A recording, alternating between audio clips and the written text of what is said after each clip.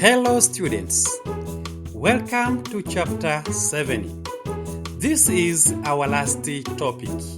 It is on air, combustion, firefighting and rusting. Welcome. As we all understand, air is all around us. It is everywhere and very essential for our life. We breathe it and it is involved in our daily activities. Let me now ask you one question. Have you ever wondered what makes up the air that we breathe daily? In today's session, you are going to get the answer. In this chapter, I will take you on a journey to explore the world of air and the main components of air. You need to understand that air is not just an empty space. It is made of different things. These components play important roles in the processes like in combustion, in firefighting, as well as in rusting. In this chapter, you will learn more about air and you will also understand why understanding its composition can be very useful in our life. Also, in this chapter, you will understand the importance of combustion in different activities, as well as how to keep safe in case of fire and about rusting. So, just get ready to explore the world of air and its main properties. Now, let's start by defining air. Air is a colorless, homogeneous mixture of different gases. You can't see it as it has no color, it doesn't have smell, and you can't taste. Let's now see the composition of air. The main part or main composition of air is nitrogen. It covers about 78% of all the air. The second composition is oxygen. Oxygen is the air that we breathe and it is available in the air. Its approximate percentage composition is about 21%. Another composition is noble gases such as helium, neon, argon, krypton, and xenon. They don't mix easily with the other air. It is about 0.94%. Another composition is carbon dioxide. This is the air we breathe out. Its percentage composition in the air is about 0.03%. Another composition is water vapor. Sometimes during humidity conditions, there are some small water droplets in the air. Its percentage composition is 0 to 4%. Other components are such as dust particles.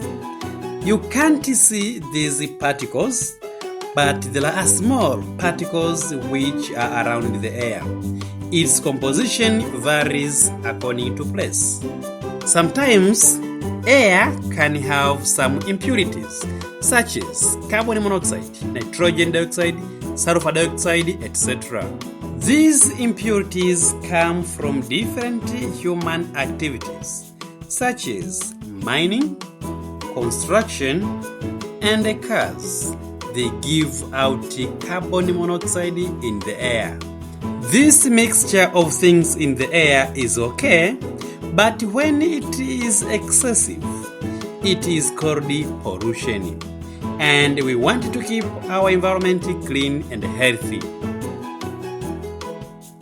Carbon dioxide gas can react with lime water, which we call calcium hydroxide, to produce white precipitate of calcium carbonate and water.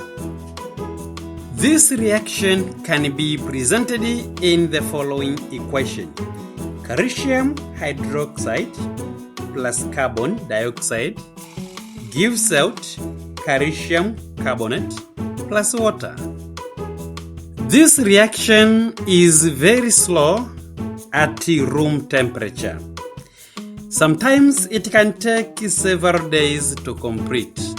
You will see this when you start your practical experiments. Let's now see the testing for carbon dioxide gas. As you can see, this is what we do when we are testing carbon dioxide gas. We have lime water. Then just look on the right hand side, we have initial color, which is clean or pure water. We have carbon dioxide, as you can see. When you combine with the calcium hydroxide, we get calcium carbonate, which is solid, together with the water, as you can see there. Now, let's see what will happen as we continue heating the liquid. As you can see, the initial color was clean, but another one, as you see, is now like a milk. That is what we call white precipitates. It is just giving some bubbles out, as you can see, and that is the pure test of carbon dioxide. Also, water vapor in the air can react with the white anhydrous copper 2 sulfate to form blue hydrated copper 2 sulfate. This reaction can be presented in the following equation. We have water vapor plus anhydrous copper 2 sulfate, which is equal to hydrated copper 2 sulfate. We will see when we carry out the experiment, the change in color from white to blue indicates the presence of water vapor. Let's see in the next example. Okay, let's now see the test for water. There are two tests to test the presence of water. The first one is to use anhydrous copper 2 sulfate, which is white. You can add water to it, it changes to blue color, which is hydrated copper 2 sulfate. Another method is to use the cobalt chloride, which is blue. When you mix it with the water, it changes to a pink color, as you can see there. So it verifies that there is presence of water. That is actually how we test for water. Okay, let's now see the test for oxygen. The presence of oxygen in the air can be tested by using copper tannings. Let's see how. Usually, when oxygen gas reacts with copper tannings under the presence of heat, it forms copper oxide. The reaction can be presented in the following equation. Copper tannings plus oxygen gas in the presence of heat equals to copper oxide, brown color, and water. One of the simplest tests to test the presence of oxygen is to check if it can support combustion.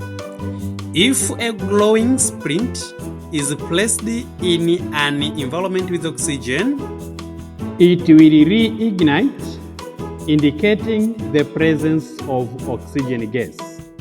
This is because oxygen is necessary for combustion process.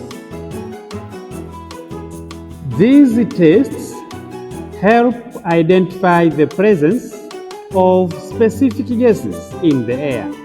but sometimes they may require specific equipment and the conditions to be effective. Okay, let's see how to carry out the experiment for testing oxygen gas. Oxygen gas is the only gas which can support burning. If you take the sprint, then you allow it burning for some time and you switch it off, you will see what will happen. Now let's see here, we have the Bunsen burner and the wooden sprint, and we have the gas jar which contains oxygen gas, which is colorless gas. Now we are going to lit the wooden sprint, and then we will blow it out or switch off to see what will happen when we put in the gas jar that contains oxygen gas. Okay, let's put and keep observing what will happen. Yes, as you can see, it rewrites a glowing sprint. The glowing sprint reignites.